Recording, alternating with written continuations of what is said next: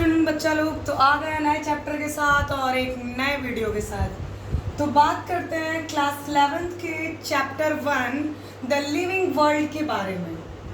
तो बच्चा आप लोग समझ जाइए, द लिविंग वर्ल्ड से ही मतलब समझ जाइए कि आप लोगों ने चैप्टर समझ लिया।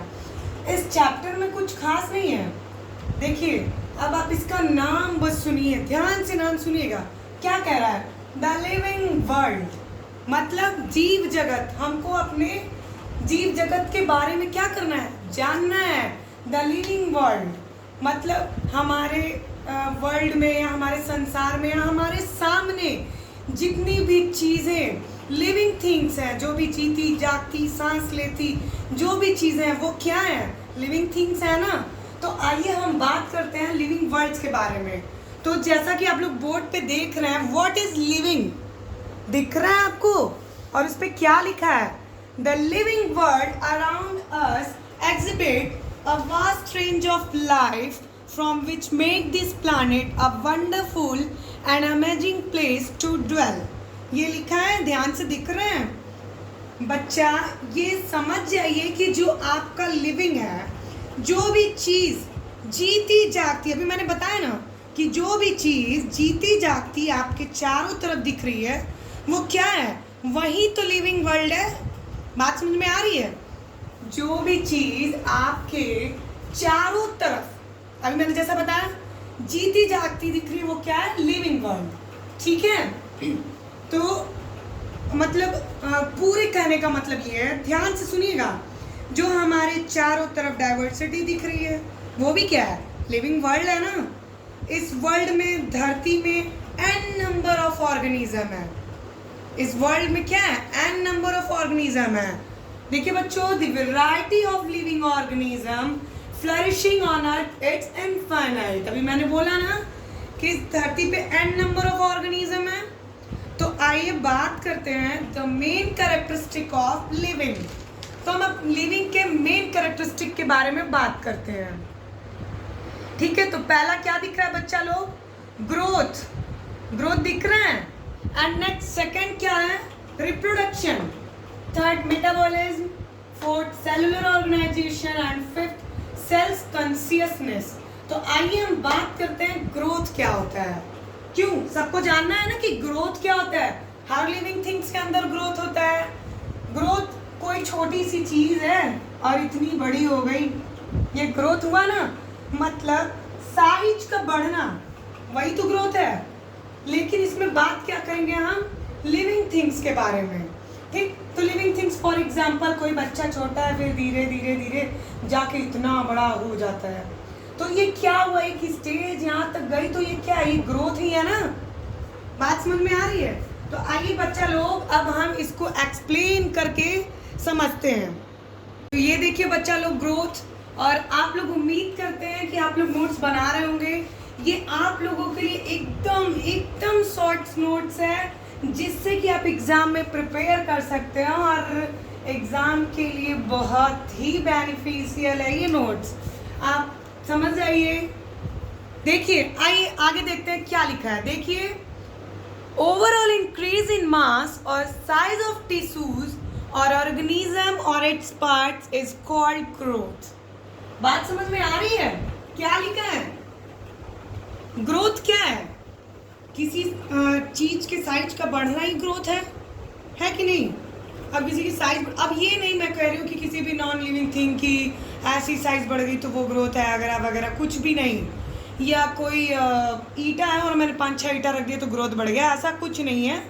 मैं आपको एक इस चैप्टर से रिलेटेड, लिविंग थिंग से रिलेटेड उस ग्रोथ के बारे में बताऊंगी। ठीक। तो यहाँ हम बात करते हैं लिविंग ग्रोथ की। किसकी बात करते हैं? लिविंग ग्रोथ की। ठीक है। अब देखिए, जो ग्रोथ होते हैं वो 2 टाइप्स के होते हैं। पहला आप बोर्ड पे देख रहे होंगे, क्या लिखा है? इंट्रिंसिक ग्रोथ, और दूसरा एक्सट्रिंसिक ग्रोथ। इंट्रिंसिक से ही मतलब, इंट्रिंसिक के मतलब से ही समझ जाइए कि इंटरनल ग्रोथ।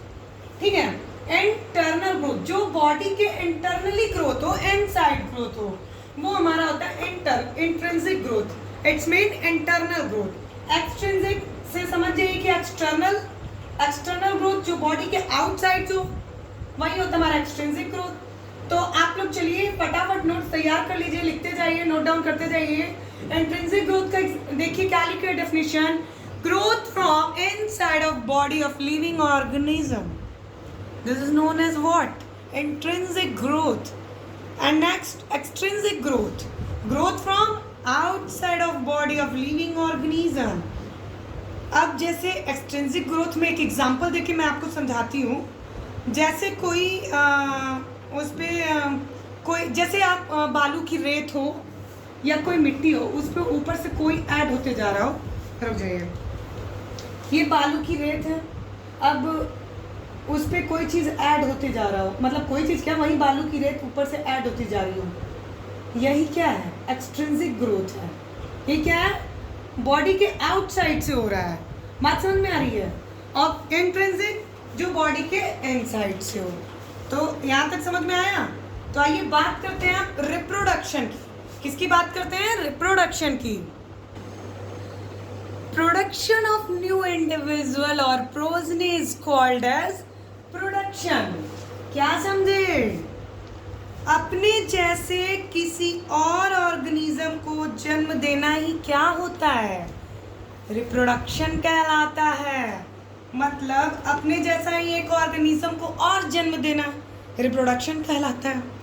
रिप्रोडक्शन तो सब में होता है, रिप्रोडक्शन ह्यूमन बीइंग में होता है, और किसी बैक्टीरिया में, सब में रिप्रोडक्शन होता है। ऐसा कोई जीव नहीं है जिसमें रिप्रोडक्शन नहीं होता है, ऑल लिविंग थिंग्स में रिप्रोडक्शन होता है। ठीक, तो आइए बात करते हैं रिप्रोडक्शन के 2 टाइप्स होते हैं, जैसा कि हम सभी जानते हैं, और क्लास 9th में मैंने रिप्रोडक्शन के बारे में पढ़ाया भी था, और रिप्रोडक्शन के कितने टाइप्स होते हैं मैंने ये भी बताया था। तो रिप्रोडक्शन के कितने टाइप्स होते हैं, सेक्सुअल और असेक्सुअल। तो बात करते हैं सेक्सुअल रिप्रोडक्शन क्या होता है। देखिए, सेक्सुअल और असेक्सुअल रिप्रोडक्शन बच्चा सबको पता है, जिसकी वजह से मैंने यहाँ बोर्ड पे डेफिनीशन नहीं डिफाइन किया है, जो कि मैं जानती हूँ कि मेरे बच्चे इतने टैलेंटेड हैं कि सेक्सुअल और असेक्सुअल रिप्रोडक्शन जानते हैं।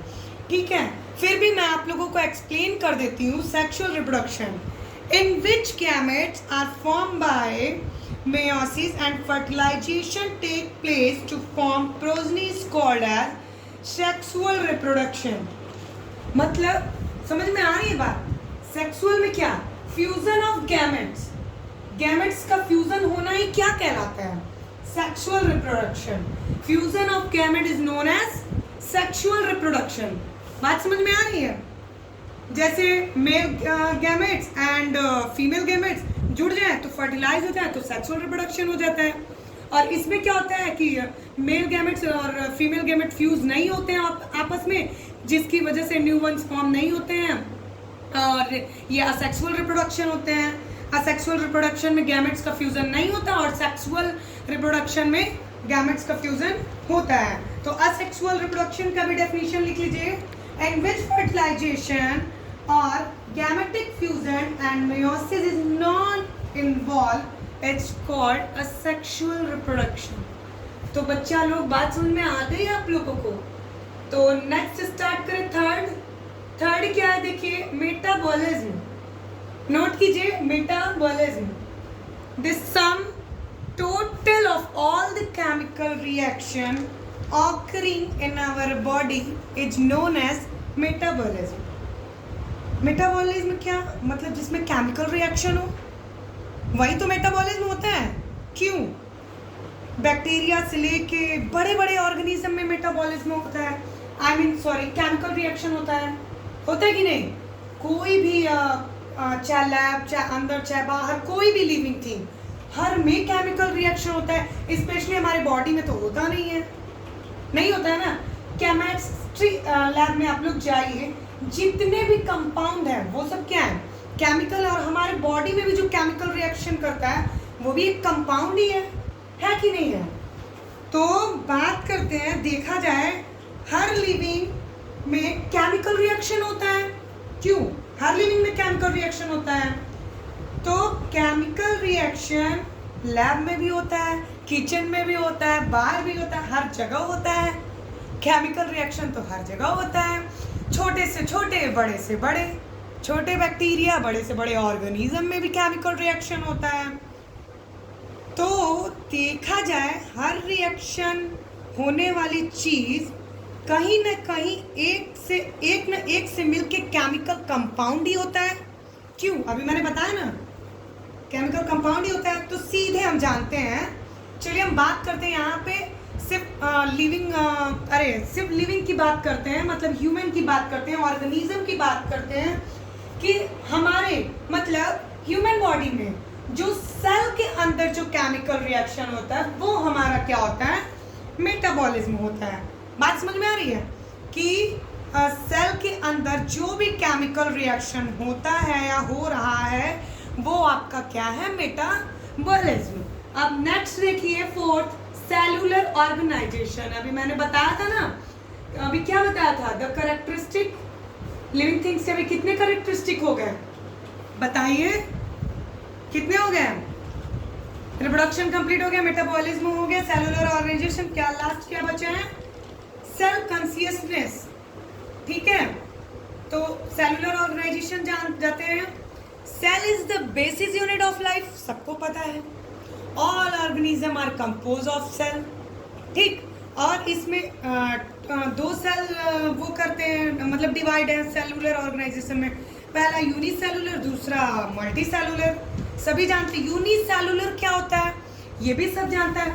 जो सिंगल सेल कंपोज करता है वो आपका यूनिसेलुलर होता है, एंड जो मैनी सेल कंपोज करता है वो आपका क्या होता है?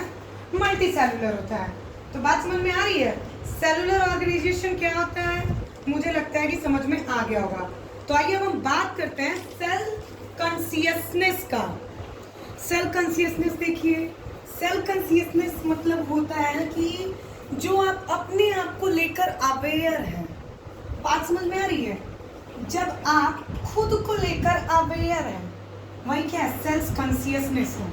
मतलब सेल्फ कॉन्शियसनेस क्या? Self consciousness. तो आइए, अब टाइम बहुत ज़्यादा हो गया है, तो आज की क्लास में सिर्फ इतना ही। नेक्स्ट वीडियो में स्टार्ट करेंगे टैक्सोनॉमी एंड सिस्टमैटिक। टैक्सोनॉमी और सिस्टमैटिक क्या होता है हम ये जानेंगे कि इसके बारे में, और ब्रीफली एक्सप्लेन करेंगे। टैक्सोनॉमी मतलब कि स्पीसीज के बारे में पहचानना, उसके बारे में जानना, मतलब उसके बारे में छोटी सी छोटी और बड़ी सी बड़ी चीज़ों के बारे में जानना, यही टैक्सोनॉमी में डिफाइन किया गया है। उसके कैरेक्टर, उसके बारे में जानना, उसका नाम, उसके आइडेंटिफाई, यही सब चीज़ें तो हैं टैक्सोनॉमी में। ठीक है, तो आइए हम नेक्स्ट वीडियो में टैक्सोनॉमी एंड सिस्टमैटिक के बारे में बात करेंगे और जानेंगे कि क्या होता है, उसके कैरेक्टरिस्टिक, टैक्सोनॉमीज।